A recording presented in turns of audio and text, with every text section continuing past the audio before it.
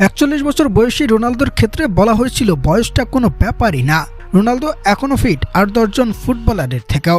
তবে নাম না জানা অপরাজিত এক দেশ DR কঙ্গোর বিপক্ষে তার সবকিছুই যেন ভুল প্রমাণ করলেন পর্তুগিজ এই যুবরাজ। বয়সের ভারে কতটা ছন্দ হারিয়েছেন সেটা যেন স্পষ্টই বোঝালেন তিনি। বিশেষ গ্রুপ পর্বের প্রথম ম্যাচে মাঠে নেমেছিল পর্তুগাল DR কঙ্গোর বিপক্ষে।